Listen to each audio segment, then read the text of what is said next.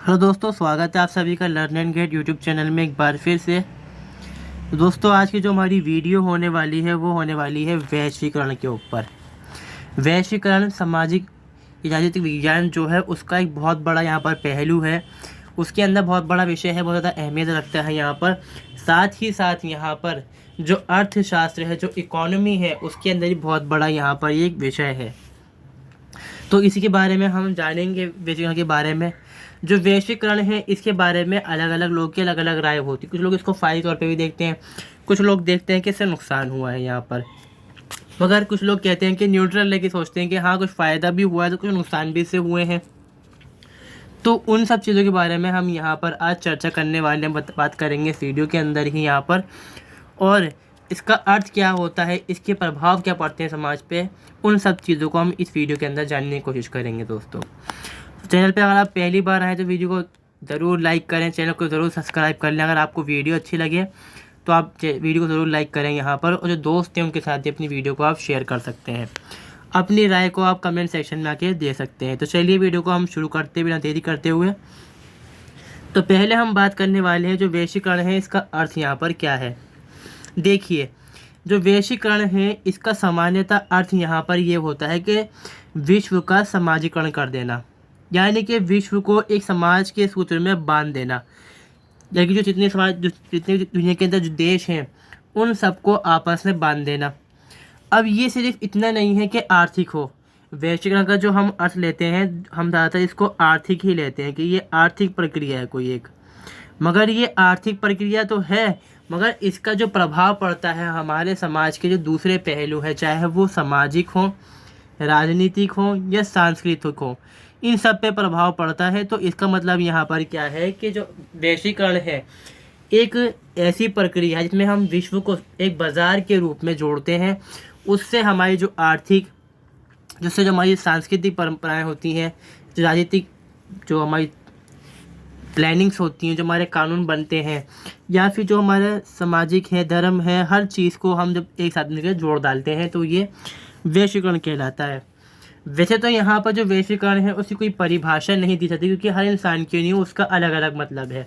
देखिए, आप अगर इसको हम बात करें, जब बुनियादी तौर पर बात करते हैं हम, तो ये सोचते हैं कि वैश्वीकरण क्या है कि आर्थिक प्रक्रिया है जिसमें हम व्यापार करते हैं देशों के बीच में और सामान का आदान प्रदान करते हैं। यहाँ पर क्या है, देखिए, जैसे मैंने यहाँ पे लिखा है कि संपूर्ण विश्व का परस्पर सहयोग व समन्वय से एक बाजार के रूप में कार्य करने से है। मतलब कई सारे देश मिलकर क्या करते हैं, यहाँ पर एक संगठन बन जाते हैं और परस्पर सहयोग करते हैं। यहाँ पर जैसे मैंने क्या कहा कि एक, मान लीजिए हम उदाहरण लेते हैं कि कोई चीज़ है, सस्ती चीज़ें कहाँ बनती हैं आप जानते हैं, चाइना के अंदर बनती हैं। तो चाइना से क्या है, भारत सामान लेगा और भारत से सामान बदले में चाइना यहाँ पर लेता है, कुछ चीज़ें लेता है, मतलब ख़रीदते हैं, हमने बेचा कुछ उन्होंने ख़रीदा, ऐसा यहाँ पर चलता है, क्योंकि सस्ता उनको पड़ रहा है, हमें पड़ रहा है यहाँ पर। और कुछ चीज़ें ऐसी हैं जो उनको सस्ती पड़ रही हैं हमारे यहाँ से लेने पर, हालांकि हो सकता है वो कम व्यापार करें, हमसे कम सामान ख़रीदें, ऐसा हो सकता है यहाँ पर। तो यहाँ पर क्या है कि परस्पर सहयोग होता है यहाँ पर, और समन्वय से काम बिल्कुल लिया जाता है, आराम से काम लिया जाता है, क्योंकि एक विश्व क्या है, एक बाज़ार बन गया है।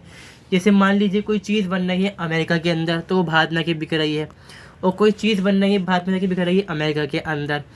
तो ये जो है ये मुमकिन हुआ है यहाँ पर, जो वैश्वीकरण है उसके वजह से ही यहाँ पर बिल्कुल ये मुमकिन हो पाया है। वैश्वीकरण को हम कई नामों से जानते हैं, जिसमें भूमंडलीकरण, जो भूमंडलीकरण जो है इसका अन्य नाम है, मतलब दुनिया को सपाट कर देना एक तरह से। अब दुनिया तो गोल है, सपाट कैसे हो जाएगी, मतलब यहाँ पर क्या है कि सारे जो देश हैं एक लेवल पे आके काम करने जाते हैं, मतलब एक जैसे बन जाते हैं और मिल के व्यापार करते हैं यहाँ पर। ठीक है, इसको अंग्रेज़ी के अंदर हम जो ग्लोबलाइजेशन है उस नाम से भी जानते हैं, मतलब यहीं पर वही होता है कि सूत्र के अंदर बांध देना। अब वैश्वीकरण के अंदर होता क्या है, जैसे कि मैंने कहा सामान का आदान प्रदान यहाँ पर होता है। अब सामान का ही नहीं होता, प्रवाह होता है, मतलब आदान प्रदान होता है यहाँ पर, वस्तुओं का नहीं बल्कि सांस्कृतिक रीति रिवाजों, धार्मिक मान्यताओं, राजनीतिक व्यवस्थाओं, वस्तुओं और इंसान का भी प्रभाव इसके अंदर होता है। अब यहाँ पर जैसे कि हमने कहा कि सामान का तो प्रभाव जानते हैं कि भारत ने कोई चीज़ कहीं से खरीदी, यहाँ बेच डाली और ये चीज़ चलती है। और इसे जो रीति रिवाज है वो कैसे फ़र्क पड़ता है यहाँ पर, जैसे मान लीजिए अमेरिकी कल्चर जो है वो जीन्स वगैरह पहनते हैं यहाँ पर, मगर भारतीय क्या है, पजामा कुर्ता पजामा पहनते हैं यहाँ पर। ख़ासकर कुर्ता पजामा नहीं, सलवार वगैरह पहनी जाती है यहाँ पर, और लुंगी भी हमारे यहाँ आम सी चीज़ है। ठीक है, तो ये चीज़ क्या है कि वहाँ की जीन्स भारत में आके बिक रही है और उसको हम पहन रहे हैं। तो यहाँ पर क्या है कि जो संस्कृति है उसका यहाँ पर क्या हो रहा है, प्रवाह हो रहा है कि वहाँ की संस्कृति यहाँ पे आ गई, और वहाँ की संस्कृति जो यहाँ की संस्कृति है कुछ बाहर जगह देश में जाएगी, तो वो उसको क्या करेंगे, अपना लेंगे, तो वो होगा वैश्वीकरण। मतलब हम एक समाज बनने की कोशिश यहाँ पर करते हैं। ये सब चीज़ें वैश्वीकरण में आती हैं। जो राजनीतिक व्यवस्था है वो इस तरह से चेंज होती है कि कुछ देशों के बीच, मान लीजिए भारत है और चीन है, तो ये दोनों देश क्या हैं, एक तरह से विश्व के लिए दुश्मन देश हैं। एक तरह से आपस में दोनों की लड़ाई चलती रहती है कहीं ना कहीं पर, जो हालांकि जो सरहद पे होती है उस वजह से होती है। मगर यहाँ पे आप क्या देखेंगे कि व्यापार दोनों देश फिर भी कर रहे हैं आपस के अंदर। अब वजह क्या है, वैसे मान लीजिए कोई पार्टी है, वो वादा करती है मैं सरकार बनाऊंगी, चाहे सामान खरीदना बंद कर दूंगी, चाहे देश दुश्मन है, ये है वो है, सब कुछ बस बातें वो करते हैं। मगर जहाँ सरकार में आते हैं तो वो चीज़ को जानते हैं कि चाइना से दुश्मनी लेना उनके लिए सही नहीं, क्योंकि व्यापार तो करना है, फिर भी पैसा कमाना है। ठीक है, हालांकि कमज़ोर देश दोनों में से कोई भी नहीं है। तो यहाँ पर क्या है कि संवन ने स्थापित कर रहे हैं कि भाई हमें मानना पड़ता है कि हमें उससे मिलजुल के रहना पड़ेगा। यहाँ पर इस चीज़ में वैश्वीकरण का यहाँ पर जो है कार्य होता है यहाँ पर। ठीक है, तो ये वैश्वीकरण है। अब जो हम सामान्यतः देखते हैं, जो अक्सर देखते हैं वैश्वीकरण, यहाँ पर क्या होता है, वैश्वीकरण का यहाँ पे अर्थ है व्यापार से, सामान को ट्रांसपोर्ट करना। हमने सामान बेचा, आपने ख़रीदा, मतलब तो दो देशों के बीच जो व्यापार हो रहा है ये वैश्वीकरण है। ठीक है, विदेशी प्रत्यक्ष निवेश कोई भारत की मतलब कोई जो भारत में बाहरी कंपनियाँ के निवेश करती है, मतलब अपना बिजनेस लगाती है। जैसे मान लीजिए सुजुकी है, Hyundai है, ठीक है, बहुत सारी कार की कंपनीज़ हैं जो भारत में अपनी कंपनीज लगा रखी हैं, उन्होंने सामान बेच रही हैं भारत के अंदर। और कुछ भारतीय कंपनीज़ हैं तो भारत के जो दूसरे देश में जाके अपने पैसे लगा रही हैं, तो निवेश कर रही हैं। पूंजी प्रवाह इस तरह से ही होता है कि मतलब निवेश करने से। प्रवास, जो लोग भारत के बाहर जाके बस जाते हैं, पैसा कमाते हैं, बाहर से यहाँ पे आता है पैसा, तो ये क्या है कि पूंजी का आदान प्रदान हो रहा है। और जो प्रौद्योगिकी है, मतलब टेक्नोलॉजी है, उसको शेयर करते हैं।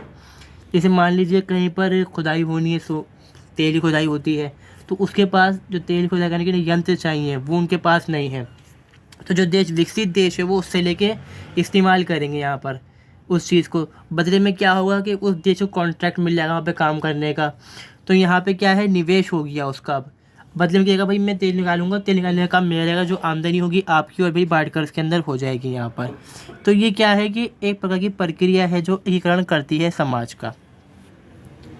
आज का जो वैश्वीकरण है यहाँ पर अगर हम देखें तो वो मुख्यतः जो है औद्योगिकरण से ही संबंधित है, यानी कि जो इंडस्ट्रियलाइजेशन है, समाज के अंदर जो सामान बनता है, जो उत्पादन हो रहा है, उससे संबंधित है। मगर यहाँ पर जो वैश्वीकरण है वो तभी संभव है जब आपके देश के अंदर उदारवाद की भावना हो, मुक्त व्यापार की नीति आपके देश ने अपना रखी हो, लोकतंत्र स्थापित हो। वरना ये सिर्फ क्या है, सिर्फ एक बात लगती है जो कि मुमकिन नहीं है यहाँ पर। अब जो हम देखने वाले हैं यहाँ पर, वैश्वीकरण का इतिहास जानने वाले हैं। उम्मीद करता हूँ जो इसका अर्थ है आप समझ गए होंगे कि सामान का आदान प्रदान, साथ में जो उससे असर पड़ता है, जो समाज के जो दूसरे आयाम हैं उन पे भी उसका असर पड़ता है, इसलिए उनके अंदर भी चेंजेस आते हैं यहाँ पर। वैश्वीकरण का इतिहास क्या रहा, अगर हम देखें वैश्वीकरण को आजकल के टाइम में हम यही मानते हैं कि ये जो शताब्दी है, 20वीं शताब्दी जो है, ये इसकी उपज है। मगर अगर हम देखें तो इसका जो हमें इतिहास मिलता है वो प्राचीन काल से भी देख सकते हैं हम यहाँ पर। अगर मैं बताऊँ आपको, मैं कहूँ कि सिंधु घाटी सभ्यता और जो मेसोपोटामियन सभ्यता है, इनके बीच भी संबंध के हमें साक्ष्य मिलते हैं। आपने ऐसा इतिहास के अंदर पढ़ा होगा हमें, ठीक है। जैसे कि आपने देखा होगा कि कुछ चीज़ें, बर्तन वगैरह यहाँ के वहाँ मिले हैं, वहाँ के सिक्के यहाँ पर मिले हैं भारत के अंदर। तो इससे पता क्या चलता है कि सामान का प्रवाह यहाँ पर हो रहा था। ये कुछ चीज़ें ख़रीद के वहाँ से यहाँ लाई जा रही थी, कुछ चीज़ें यहाँ की वहाँ जाके बेची जा रही थी। तो ये क्या है, एक प्रकार का वैश्वीकरण ही है यहाँ पर, सामान का आदान प्रदान होना। और सामान का जब आदान प्रदान होगा तो संस्कृति जो है वो प्रभावित अक्सर हमेशा आसानी से होगी। समाज के जो ढांचा है वो ज़रूर बदलेगा बिल्कुल यहाँ पर, जितना भी आप मान लें, मगर ऐसा चेंजेस यहाँ बदलाव होने संभव है बिल्कुल। तो यहाँ से हमें क्या मिलता है कि उस समय ही वैश्वीकरण शुरू हो जाता है, मगर ये अल्प विकसित वैश्वीकरण माना जाता है यहाँ पर। वहीं दूसरी ओर हम क्या देखते हैं, आप इतिहास के अंदर ये चीज़ ही पढ़ेंगे कि इतिहासकार भारत आ रहे हैं, भारत से बाहर जा रहे हैं। तो आप देखेंगे जैसे इब्न बतूता है, ठीक है, और जो दूसरे इतिहासकार हैं ऐसी राजा है, साधु हैं, जैसे आपने देखा बौद्ध भिक्षु हैं भारत के अंदर आए कि महात्मा बुद्ध ने क्या उपदेश दिए, क्या बात बोली, उसको लिखने के लिए भारत में आए। तो यहाँ पर क्या है कि वो जो ज्ञान है उसको बांट रहे हैं। अब जो राजा है वो किस लिए कर रहा है कि भाई धन की प्राप्ति करने के लिए, सामान को बेचने के लिए, सामान को लूटने के मारे भी कर सकता है इस चीज़ को। तो ये भी एक प्रकार का वैश्वीकरण का ही हिस्सा है, अल्पविकसित, ठीक है। बाद में हम क्या देखते हैं, मध्यकाल के अंदर क्या होता है, जो सिल्क रूट है, इसको हम रेशम मार्ग कहते हैं, जो कि चीन से होता हुआ, जो चीन से शुरू होता है, पर्शियन समय से होता हुआ रोमन समय तक जाता है। तो इसमें क्या देख रहे हैं हम कि सामान चीन से, जो चीन की रेशम है उसको रोम के जरिए बेचा जा रहा है यहाँ पर।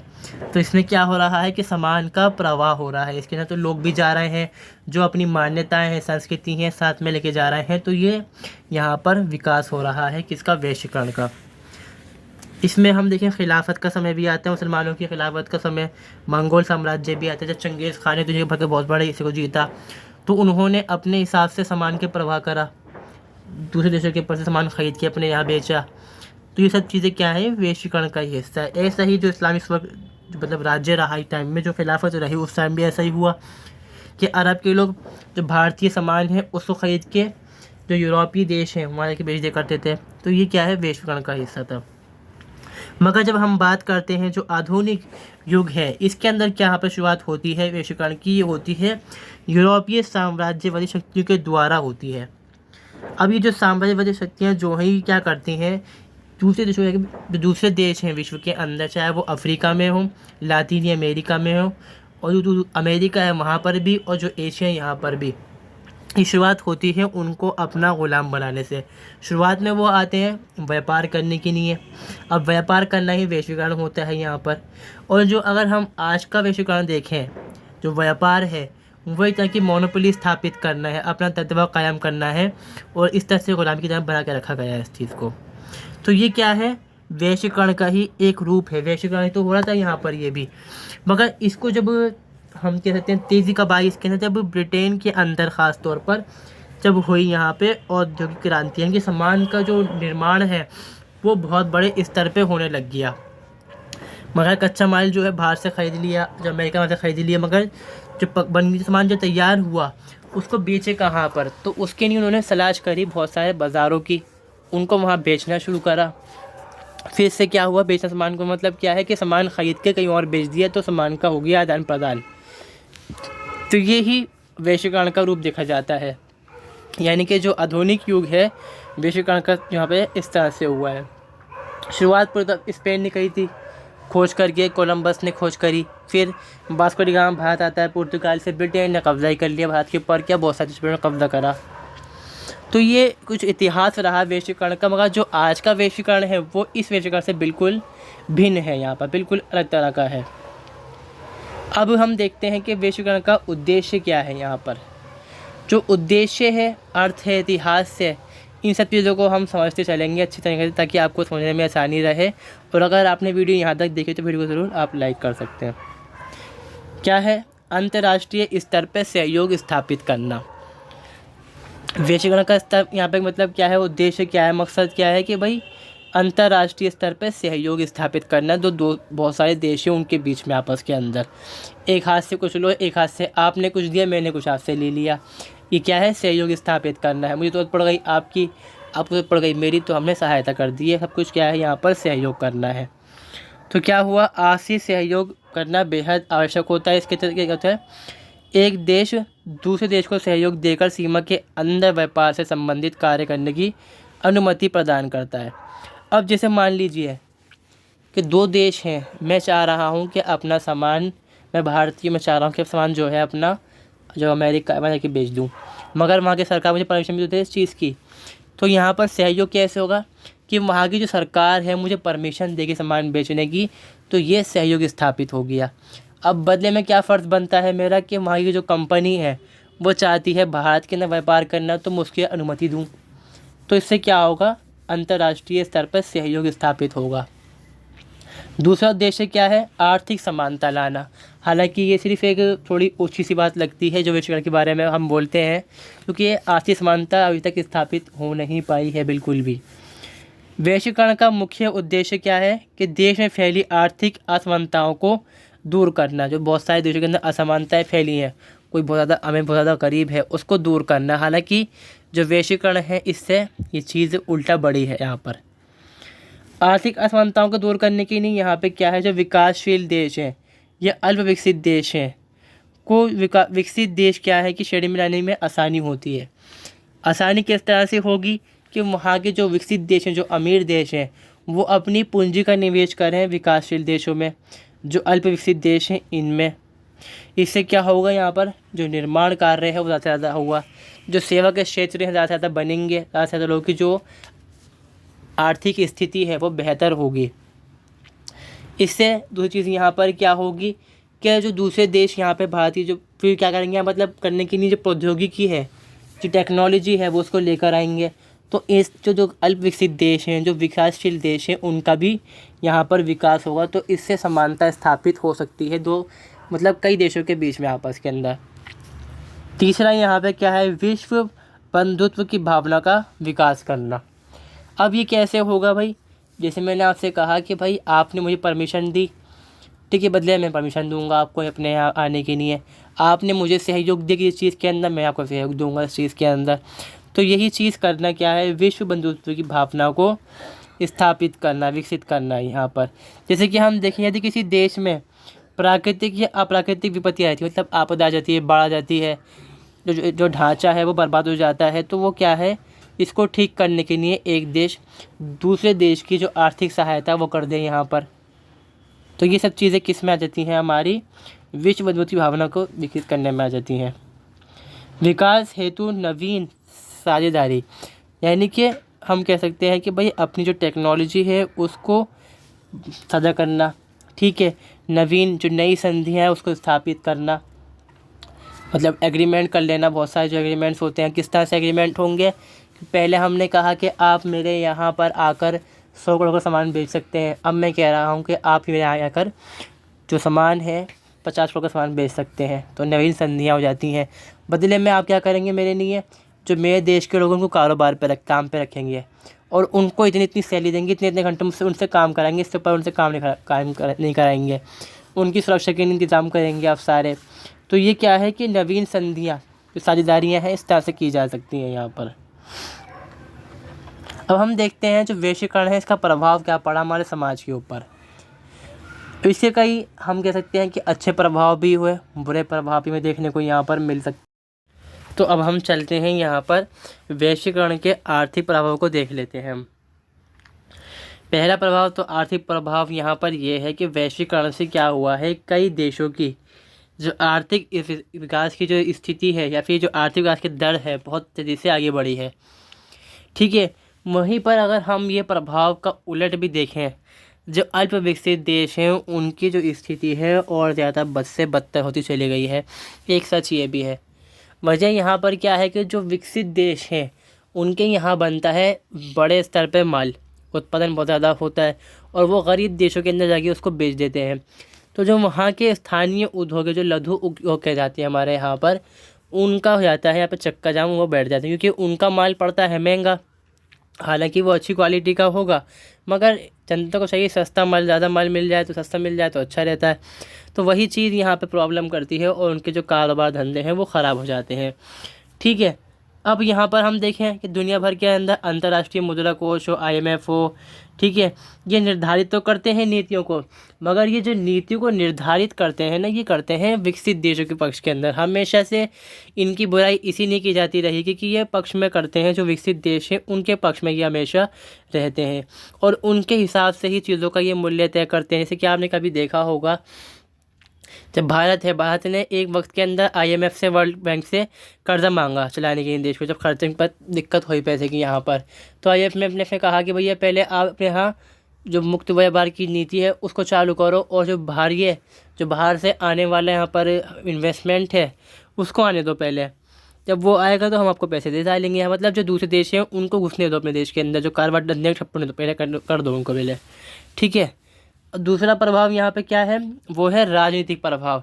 राजनीतिक प्रभाव यहाँ पर ये है कि जो देश हैं, कुछ देश तो पिछड़ रहे हैं और कुछ देश जो है प्रगति कर रहे हैं। अब पिछड़ने वाले देश वही देश हैं जो गरीब देश हैं, जो अल्प विकसित देश हैं, जो विकासशील देश हैं। यहाँ पर हमारा भारत देश है, ये विकासशील देशों में काफ़ी आगे निकल चुका है, पिछड़ भी रहा है काफ़ी हद तक कुछ चीज़ों के अंदर, कुछ चीज़ों के अंदर बहुत ज़्यादा आगे निकल चुका है यहाँ पर। अब यहाँ पर क्या है, जो देश की सरकारें हैं, जो राजनीतिक स्थिति के अंदर मतलब बात यहाँ पर आती है खासकर सरकार की। सरकार का कार्य हो गया है यहाँ पर सीमित, कि सरकार यहाँ पर एक, इसमें हम कहते हैं जब वैश्विक के बारे में पढ़ते हैं तो हम यहाँ पढ़ते हैं हस्तक्षेप की नीति, लाइसेंस फेयर नीति, ठीक है, जिसमें हम कहते हैं कि जो सरकार है बहुत ही कम उसको दखलंदाजी करने का हक है यहाँ पर, कि सरकार जो बाज़ार चल रहा है सरकार बाज़ार को चलने देगी, उस तरह से अपनी दखलंदाजी इसमें नहीं करेगी यहाँ पर। इस वजह से क्या है कि सरकार के पास सिर्फ क्या रहेगी, कानून व्यवस्था बनाने का रहेगा काम यहाँ पर, और जो नागरिक सुरक्षा है उसको देखना है। चाहे वो गरीबी है बढ़ रही है, चाहे वो घट रही है, सरकार इस चीज़ में दखलंदाजी नहीं कर सकती, क्योंकि वो बाज़ार के जो मूल्य दाम हैं उनको यहाँ पर कंट्रोल नहीं कर सकती। फिर दूसरी तरह से हम यहाँ पे क्या देखते हैं, जो राजनीतिक प्रभाव यहाँ पे क्या है, शक्ति में कुछ राज्य जो हैं उनकी शक्ति में वृद्धि हुई है। कैसे हो गई, कि उनको प्रौद्योगिकी मिल जाती है, जो टेक्नोलॉजी मिल जाती है, जो नागरिक हैं उनके ऊपर आज जो सरकार है वो निगरानी रख पाती है कि नागरिक क्या कर रहे हैं क्या नहीं है। तो जो सरकार है वो एक तरह जासूस बन जाती है अपने नागरिकों की। वहीं जो दूसरी तरफ नागरिक जो हैं उनको भी वो तकनीक मिलती है तो वो दुरुपयोग करते हैं, और जो राष्ट्रीय हित की जो चीज़ें होती हैं उसको वो लीक भी कर डालते हैं कई बार। इससे क्या है कि सरकार सक्षम तो बन गई है, मगर जो सरकार है उसके नहीं कार्य यहाँ पर बढ़ भी गए हैं, ठीक है। सूचना जो भारत देश की, एक देश की सूचना जो दूसरे देश तक पहुँच जाती है आसानी से, मतलब वही बात है कि जो हम कह सकते हैं जो चीज़ें सुरक्षा कारणों से महत्वपूर्ण हैं उनको लीक कर दिया जाता है यहाँ पर। फिर जो हमारी संस्कृति है वो बर्बाद भी होती है इससे। अब हम बात करते हैं जो श्रमिकों पे प्रभाव पड़ा है। अब इसमें क्या है कि भाई जो वैश्वीकरण है उसका अलग अलग देश में अलग अलग प्रभाव पड़ा है। अगर हम बात करें श्रमिकों के हिसाब से, अगर फैक्ट्रीज़ लगती हैं तो मशीनें लगती हैं उनके अंदर, उससे क्या होता है जो लोगों की नौकरियां होती हैं वो चली जाती हैं। मगर वहीं पर अगर मान लीजिए कहीं पर काम नहीं है लोगों के पास करने के लिए और वहाँ फैक्ट्री लग जाए तो उनको कारोबार मिल जाता है। मगर जब वो चीज़ बन के मार्केट में निकल रही होती है, जो उसको बना रहा होता है पहले से, उसका कारोबार ठप पड़ जाता है। इस चीज़ को समझने वाली बात है यहाँ पर। अब हम देखते हैं विशेषताएं। विशेषताओं के तो ज़्यादा कम, विशेषताएं जो है वो तो कम ही मानी जाती हैं, मगर जो बुराइयाँ हैं वो बहुत ज़्यादा इसके अंदर पाई जाती हैं वैश्वीकरण के अंदर। अब इसमें क्या है कि स्थापित होने के बाद क्या है, सामाजिक राजनीतिक और जो आर्थिक स्थिति है वो देशों की बेहतर हुई है, मगर ज़्यादातर ये जो अमीर देश हैं उन्हीं की बेहतर हुई है। फिलहाल हम यहाँ पे बुराई बात नहीं कर रहे हैं, एक बात करेंगे इस बारे में। जो यहाँ पर व्यक्तिगत माध्यम से जो हम कहते हैं मांगे हैं वो पूरी हो सकती है, क्योंकि सामान सस्ता बनता है और बड़े स्तर पर सामान का निर्माण किया जाता है यहाँ पर। और जो श्रम बाज़ार है, नौकरियाँ जो हैं वो मिलती हैं लोगों को ज़्यादा, मगर जो दूसरा जो इफेक्ट है वो पड़ता ही है यहाँ से, जो नौकरियाँ की साइड से वो कम भी हो जाती हैं। नई संस्कृति को लोग अपना पाते हैं, समाज को अपना पाते हैं, जो समाज का जो विश्व है उनमें क्या है तालमेल बैठ जाता है। और जो शिक्षा प्रणाली है वो उन्नत हो गई, जो पाठ्यक्रम है वो विश्व स्तरीय हो गया है यहाँ पर, तो बहुत सारे इसके फ़ायदे भी होते हैं यहाँ पर। अब हम देखते हैं वैश्वीकरण के दुष्प्रभाव। बेरोज़गारी में वृद्धि, जहाँ पर एक तरफ फैक्ट्री लगाने से कई लोगों के कारोबार यहाँ पर मिल जाता है, उनको रोज़गार मिल जाता है यहाँ पर, वहीं पर जो छोटे उद्योग हैं जो लोग उसमें काम कर रहे होते हैं उनके कारोबार चले जाते हैं। वजह क्या है कि वो उद्योग बंद हो जाते हैं, यहाँ से मशीनें काम करती हैं बड़ी बड़ी, तो क्या है कि बहुत सारे लोगों की जो नौकरी है वो भी छिन जाती है इस वजह से। इस वजह से क्या है यहाँ पर जो बेरोज़गारी है वो लगातार बढ़ती है वैश्वीकरण के कारण, इसलिए इसका विरोध भी किया जाता है। अब हम देखते हैं घातक अंतर्राष्ट्रीय कानून। अंतर्राष्ट्रीय कानूनों के अकॉर्डिंग अगर हम देखें, अगर जब हम बात करते हैं आर्थिक कानून, तो ये वर्ल्ड बैंक और IMF जो है, जो बड़ी संस्थाएं होती हैं विश्व स्तरीय, उनका कहना यही होता है कि आप अपने देश के अंदर जो सरकार है वो अपने कार्यों को सीमित कर ले और ऐसे कानून बनाए कि जिसमें सरकार दखलंदाजी बाज़ार के अंदर ना करे, बहुत ही कम करे, बिल्कुल ना से ना तक सरकार जो है दखलंदाजी करे। इस वजह से क्या होता है कि कानून जो है उनके वर्ल्ड जो विश्व स्तरीय कानून है वो देश के स्तर के कानून को नुकसान पहुँचाते हैं। एक तो क्या है कि सरकार नियंत्रित नहीं कर पाती कि चीज़ की मंजूरा को, जैसे हमारे देश में गरीब जो महंगाई है बहुत ज़्यादा बढ़ रही है, वजह यह है कि सरकार इस चीज़ को नियंत्रित नहीं कर सकती। काफ़ी हद तक कर भी सकती है, मगर इतने स्तर पे वो सरकार उसको नियंत्रित नहीं कर सकती जैसे पहले कभी कर लिया करती थी यहाँ पर। ठीक है, लोग पेटेंट करवाते हैं हर चीज़ को अपनी आड़ के अंदर, और दूसरा क्या है, फिर उस काम को नहीं कर सकते क्योंकि उन्होंने पेटेंट करवा लिया लोगों ने उस चीज़ को। ठीक है, उत्पादन में क्या होती है, ऐसे वृद्धि होती है। फिर है अंतर्राष्ट्रीय संस्थाओं में दबाव। अंतर्राष्ट्रीय संस्थाओं में क्या है कि अंतर्राष्ट्रीय संस्थाएं जो है वो दबाव में काम करती हैं। वजह क्या है कि जो बड़ी कंपनियां होती हैं, बड़ी वाणिज्यिक कंपनियां, नीतियां होती हैं, वो बनाती हैं बड़ी कंपनियों के हिसाब से, क्योंकि बड़ी कंपनी तो उनको डोनेशन मिलता है। जो बड़े जैसे अमेरिका है, आप देखेंगे जब रूसिया और यूक्रेन का वॉर युद्ध हुआ यहाँ पर, तो उसमें क्या हुआ, अमेरिका ने लगा दिया बैन रशिया के ऊपर कि सामान खरीदेगा नहीं, कोई तेल नहीं खरीदेगा, सामान नहीं लेगा इनसे। तो यहाँ पर क्या है कि इनकी जो नीतियाँ हैं, अंतर्राष्ट्रीय दबाव भी इनके ऊपर रहता है इस तरह से कंपनीज़ के अंदर। तो जो कंपनीज़ हैं वो घाटे में जाती हैं कई बार, और कंपनीज़ को जो अंतर्राष्ट्रीय कानून है उनके हिसाब से भी काम करना पड़ता है। फिर है यहाँ पर आर्थिक असंतुलित देसी उद्योग। आर्थिक असंतुलित मतलब किस तरह से है कि जो गरीब देश है उनकी जो जनता है वो गरीब बन रही है। वजह क्या है कि सस्ता सामान बाहर से मिल रहा है तो गरीबी हो रही है। जो बड़े देश बना के भेज रहा है वो अमीर होते जा रहा है। यहाँ पर सिंपल सी यहाँ पर ये चीज़ है कि जो स्थानीय जो उद्योग है, लघु उद्योग जो है वो ठप होते चले जा रहे हैं, और जो बड़े उद्योग हैं यहाँ पर वो आगे चलते चले जा रहे हैं। तो यहाँ पर ये हमारी एक वीडियो कंप्लीट होती है जिसमें हम बात करें वैश्वीकरण के बारे में। अब वैश्वीकरण के बारे में कई विकल्प हैं, कई आयाम हैं इनके, जैसे मैंने कहा सामाजिक है, राजनीतिक है, आर्थिक है।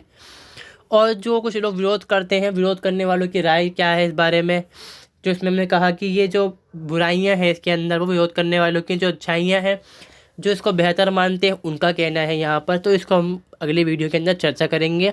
ये वीडियो हमारी यहीं पे पूरी होती है। अगर आपको वीडियो ज़रा सी भी अच्छी लगी हो तो वीडियो को ज़रूर लाइक करें, शेयर करें।